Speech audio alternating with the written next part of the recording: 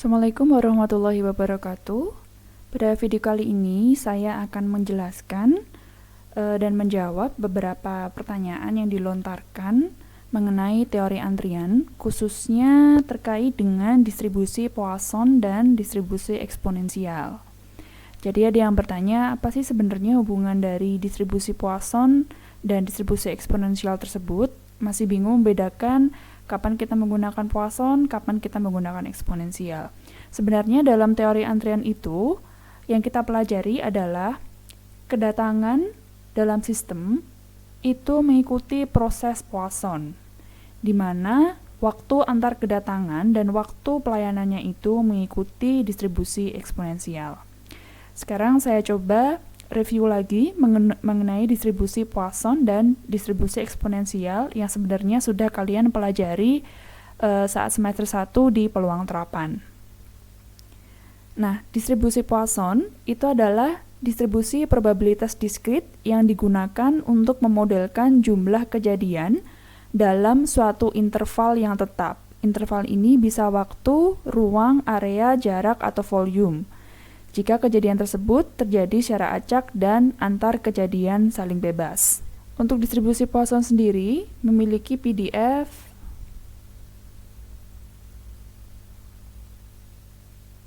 sama dengan lambda X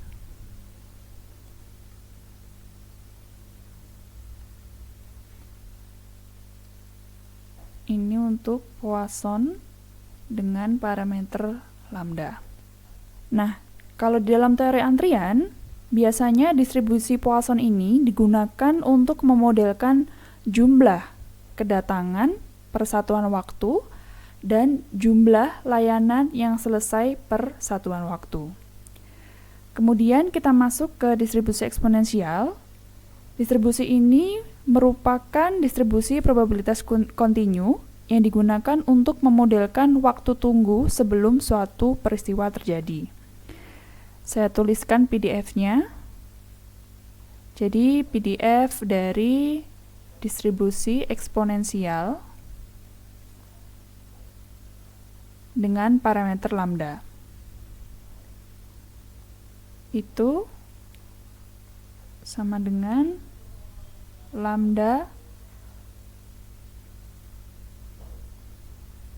X. Dalam teori antrian, biasanya distribusi eksponensial ini digunakan untuk memodelkan waktu antar kedatangan dan waktu pelayanan. Lalu, bagaimana kedua distribusi ini saling berkaitan? Saya akan jelaskan melalui sebuah contoh kasus. Misalkan mengenai panggilan telepon yang diterima oleh pusat layanan atau call center.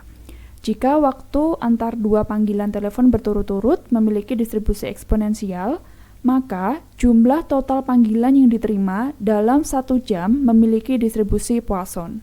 Saya ilustrasikan dari gambar ini. Nah, garis merah ini itu adalah waktu antar dua panggilan telepon secara berturut-turut. Total panggilan yang diterima itu bisa dihitung dari jumlah garis merah ini, atau bisa kita lihat dari sini, yaitu ada 8, sehingga dalam 1 jam ini terdapat total 8 panggilan yang masuk yang memiliki distribusi Poisson. Sementara waktu antar kedatangannya itu memiliki distribusi eksponensial.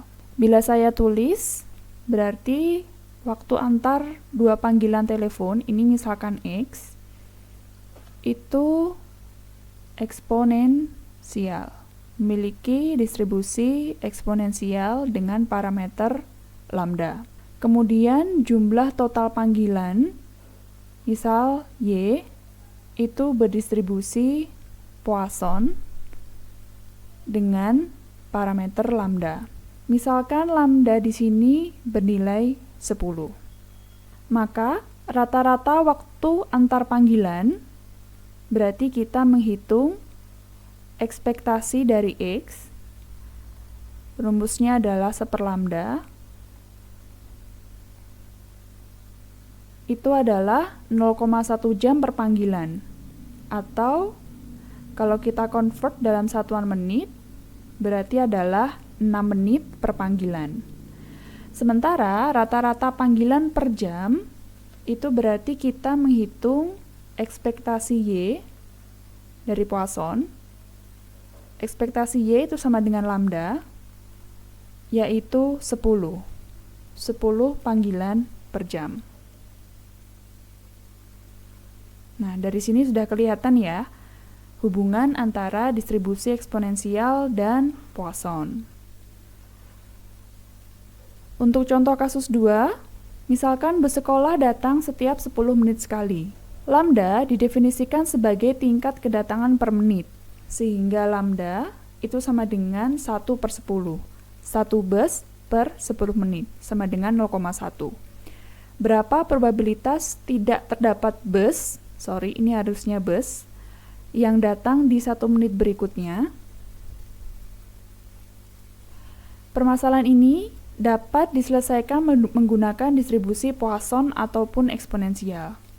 Misalkan yang pertama kita selesaikan menggunakan Poisson. Kita definisikan X itu adalah jumlah bus yang datang.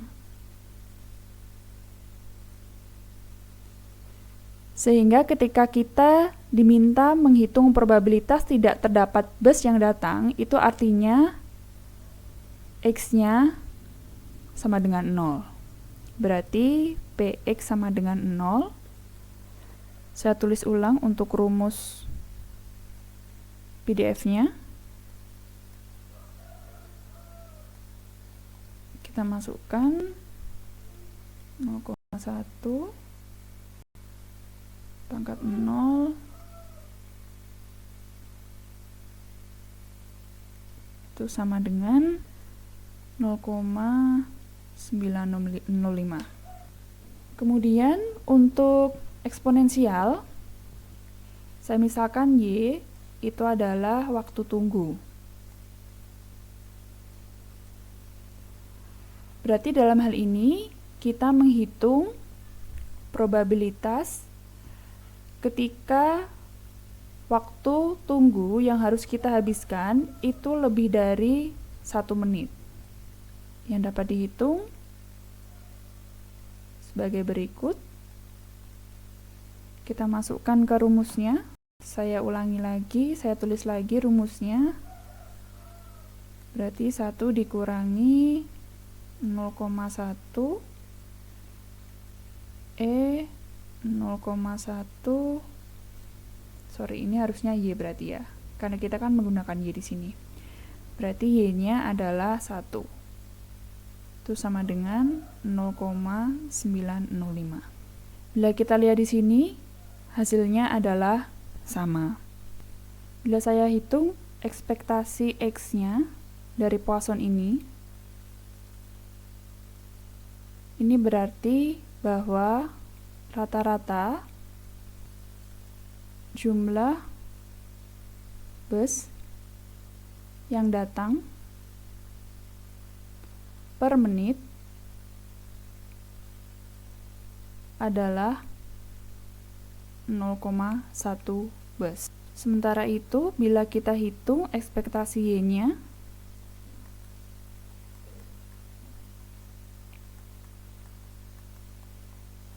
ini berarti bahwa rata-rata waktu tunggu yang kita butuhkan sampai 1 bus datang itu adalah 10 menit.